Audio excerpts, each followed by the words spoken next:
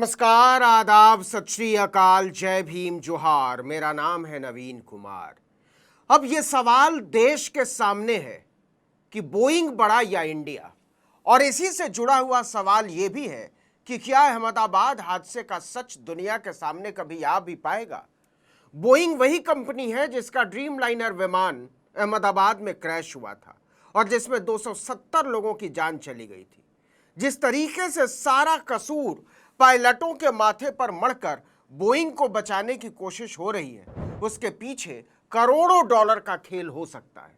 क्यों न माना जाए कि बहुत सोचे समझे खेल के तहत AAIB की शुरुआती रिपोर्ट से पहले ही अमेरिकी मीडिया ने बोइंग और बीमा कंपनियों को बचाने के लिए भारत के पायलटों पर दोष मढ़ने की कोशिश की है। 12 जून को अहमदाबाद में एयर इंडिया की फ्लाइट AI 171 लंदन के लिए उड़ान भरने के 3 मिनट के भीतर मेडिकल कॉलेज के हॉस्टल पर जा गिरी थी। इस दुर्घटना को लेकर भारत सरकार के एयरक्राफ्ट एक्सीडेंट इन्वेस्टिगेशन ब्यूरो यानी AAIB की जो शुरुआती रिपोर्ट आई है, उसे लेकर कई तरह के गंभीर सवाल उठाए जा रहे हैं। दूसरा सवाल, आखिर क्या वजह है कि यह रिपोर्ट 11 जुलाई की रात 2:30 बजे जारी की गई। हालांकि यह रिपोर्ट प्राथमिक है और विस्तृत रिपोर्ट से ही सब कुछ साफ होने की संभावना है, लेकिन सवाल तो है।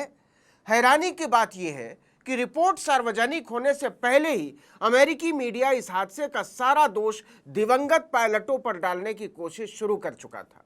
इससे शक पैदा होता है कि कहीं इसके लिए कोई बड़ी साजिश तो नहीं रची गई है।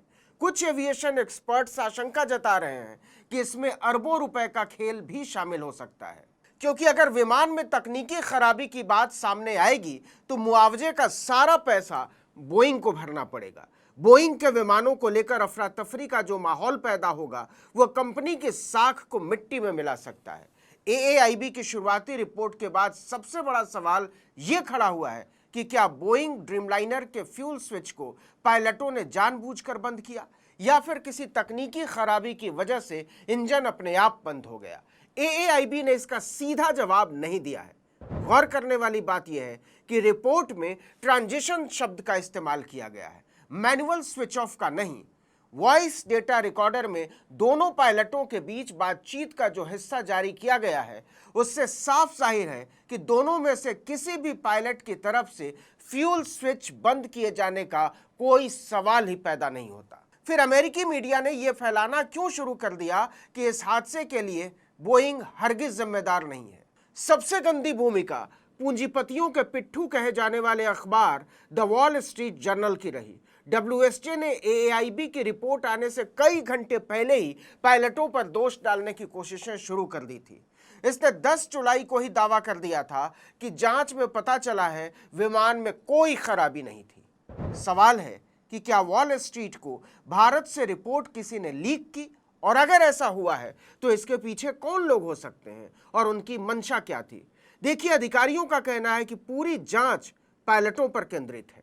मतलब जांच करने वाले ये देख रहे हैं कि क्या पायलटों ने कोई गलती की। वो किसी भी तरह से साबित करना चाहता है कि बोइंग 787 ड्रीमलाइनर में कोई समस्या नहीं दिख रही है।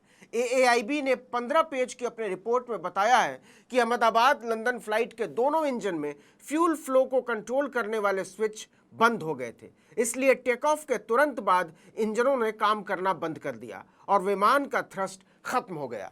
पायलट ने 10 सेकंड बाद दोबारा इन्हें चालू किया, लेकिन तब तक देर हो चुकी थी। कॉकपिट की रिकॉर्डिंग से पता चला है कि एक पायलट ने दूसरे से पूछा था, क्या तुमने स्विच बंद किया है? दूसरे ने जवाब दिया, नहीं। रिपोर्ट में यह भी सामने आया है कि उड़ान से पहले फ्लाइट के एक सेंसर में परेशानी थी, जिसे ठीक किया गया था। बोइंग किसी भी तरह से अहमदाबाद क्रैश की जांच को भारत की तरफ मोड़ना चाहता है, क्योंकि वो मुश्किल में फंसा हुआ है। भारत में ही नहीं, पूरी दुनिया में बोइंग विमानों के रखरखाव को लेकर ब्रिटेन की सिविल एविएशन अथॉरिटी यानी CAA ने खुलासा किया है कि उसने अहमदाबाद प्लेन क्रैश के 4 हफ्ते पहले बोइंग विमानों के फ्यूल कंट्रोल स्विच को लेकर अलर्ट जारी किया था। CAA ने 15 मई को ही सभी एयरलाइंस को निर्देश दिए थे कि वो अमेरिका की फेडरल एविएशन एडमिनिस्ट्रेशन यानी FAA के निर्देशों का पालन करें। FAA ने अपने निर्देश में बोइंग 737, बोइंग 757, बोइंग 767, बोइंग 777 और बोइंग 787 विमानों में फ्यूल शट ऑफ वाल्व को संभावित खतरा बताया था। मतलब अमेरिकी सरकार बोइंग के सुरक्षा गुणवत्ता को लेकर पहले से संदेहों से भरी हुई थी और इसके लिए सचेत थी। लिहाजा सीएए ने ब्रिटेन आने वाली सभी एयरलाइनों को आदेश भी दिया था कि वो इन वाल्व्स की जांच करें और ज़रूरत हो तो बदलें या मरम्मत करें। उसने ताकीद की थी कि इसकी जांच अनिवार्य रूप से हर दिन होनी चाहिए, बिना नागा। अहमदाबाद हादसे की प्राथमिक रिपोर्ट में भी यही सामने आया है कि प्लेन के फ्यूल स्विच बंद होने की वजह से हादसा हुआ था। इसके बाद भारत के डीजीसीए ने भी 14 जुलाई को आदेश जारी किया कि विमान कंपनियां भारत में रजिस्टर्ड सभी बोइंग विमानों के फ्यूल कंट्रोल स्विच की जांच करवाकर रिपोर्ट 21 जुलाई तक हर हाल में सौंप दें। एतिहाद समेत कुछ विदेशी एयरलाइनों ने अपने ड्रीमलाइनर्स की जांच पहले ही शुरू कर दी है। बोइंग के विमानों के सुरक्षा मानक अब हरगिज असंदिग्ध नहीं है, लेकिन अमेरिका ने उसे बचाने में पूरी ताकत झोंक दी है। अमेरिका का federal aviation administration Boeing company की जुबान बोल रहा है कि फ्यूल कंट्रोल स्विच का डिजाइन लॉकिंग फीचर्स बोइंग के अलग अलग विमानों में एक ही है।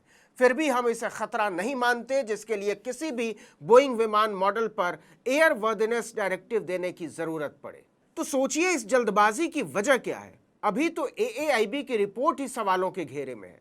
भारत सरकार के सिविल एविएशन सिक्योरिटी काउंसिल के सदस्य रहे सनत कौल समेत कई एविएशन एक्सपर्ट्स का कहना है कि यह रिपोर्ट ठीक नहीं लग रही है। इसमें जरूरी हस्ताक्षर भी नहीं है, जबकि यह सबसे जरूरी होता है। वहीं फेडरेशन ऑफ इंडियन पायलट्स और airline pilots association of India ने भी रिपोर्ट पर सवाल उठाए हैं। पायलट संघ का आरोप है कि इस रिपोर्ट को बिना किसी जरूरी हस्ताक्षर के मीडिया में लीक किया गया, जिससे पारदर्शिता पर सवाल उठते हैं और जांच की विश्वसनीयता कमजोर होती है। इसके अलावा अंतर्राष्ट्रीय नागरिक उड्डयन संगठन के एनेक्स्टर 13 के मुताबिक इसमें अनुभवी पायलटों को शामिल किया जाना अनिवार्य है, जबकि ऐसा नहीं किया गया है। पायलट की गलती को पहले से ही कारण मान लिया गया है। देखिए, बोइंग 175 अरब डॉलर से ज्यादा की कंपनी है और अपने खिलाफ आने वाली ऐसी शिकायतों और रिपोर्टों को दबाने के लिए बदनाम रही है जिससे उसकी साख को धक्का लगता हो। इस वीडियो में इतना ही, लेकिन अगर आपने आर्टिकल 19 इंडिया को अब तक सब्सक्राइब नहीं किया है तो फौरन कर दीजिए। बेल आइकॉन दबाइए, घंटी जैसी आकृति लाइक कीजिए और कमेंट करके बताइए हमारा वीडियो आपको कैसा लगा। हमारा ट्विटर हैंडल है article19_India और मेरा ट्विटर हैंडल है नवीन जर्नलिस्ट। नमस्कार।